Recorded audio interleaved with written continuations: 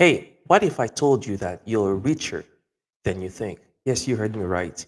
You are richer than you think. Instead of instead of saying I want more, I need more, I need more. What if I told you that you're richer than you think? You have way more than you think.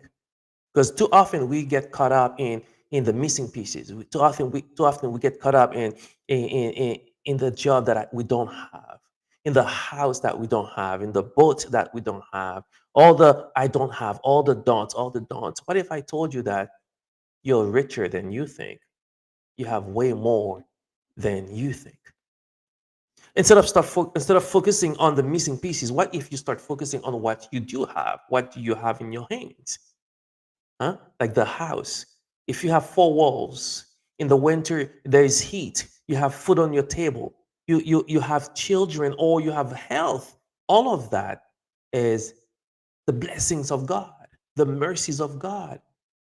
You have more than you think. Instead of focusing on what you don't have, why don't you start focusing on what you do have? The friends that you have that's there to support you, the church that you have that's there to support you, the car that takes you from point A to point B. Yes, it may not be the dream car that you wanted, but you do have a vehicle that takes you from point A to point B. Something you may not think about when you take a bite of food, the taste, the ability to taste. It's God's grace, the ability to see, to hear, to use your senses. It is God's grace. Instead of focusing on what you don't have, why don't you start focusing on what you do have? The health that you have. Do you know how many people would love to be able to wake up in the morning, start the vehicle, and drive to work or drive somewhere? Do you know how many people are laying on a hospital bed and they would love to be able to go outside, just going outside? It is God's grace if you're above ground. It's a sign that God is not done with you yet. Like David says in Psalm 103, bless the Lord, O my soul, and all that is within me. Bless his holy name. Bless the Lord, O my soul, and forget not all his benefits. God has blessed you significantly. The fact that you're above ground, it is God's grace.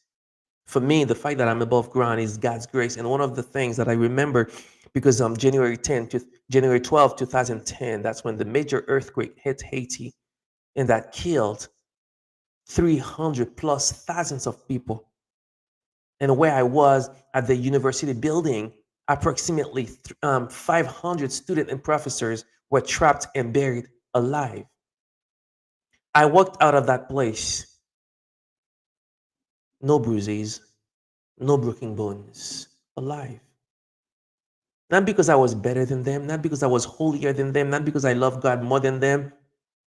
The worst, as I'm walking out of that place, I heard my classmates buried alive calling for help. We're still here, somebody, anybody. We're not able to help them. And I'm walking out of that place alive, dust on my face while my classmates, while my profs are buried alive. And one of my friends built something for me like an altar. You know, in the Old Testament, they built altars because it's a way of reminding them of what God has done for them, how God has set them free, how God has delivered them. It's not only for them, it's also for the next generation. When the next generation asks them, what is this? Why do you have this? It's for you to tell the story. I know many of you journal, but for me, I have a concrete thing. Every time I look at it, it reminds me of January 12, 2010. A friend of mine built this. It's a key that's from the university building that I was in that collapsed with the students and professors. The friend built this for me with the key from this university. And every time I look at it, it reminds me that God is not done with me yet. It reminds me that if I'm above ground, it's not because I'm better than those who are laying on a hospital bed. It's not because I'm better than anybody else. It's because of God's grace. So every time I look at that key, it becomes a reminder. It's become an altar for me that God has rescued me. So when tough time comes, I can look at it and say, if God rescued me from the earthquake, where approximately 300 plus thousand people died, and God rescued me, He will rescue me through whatever I'm going through. Listen, I don't know what you're going through. I don't know what life is throwing at you, but one thing I know is if you stop focusing on what you don't have, but you start praising God for what you do have, you'll be surprised how God is going to open your eyes to see what He wants you to see, to lead you where He wants to lead you. Because if you start focusing, you see, when, like, let me give you an example. Horse, when they horse races, they cover their eyes so that they don't want them to get distracted. Stay focused on the blessings that God has for you. Stay focused on the blessing that God already given to you.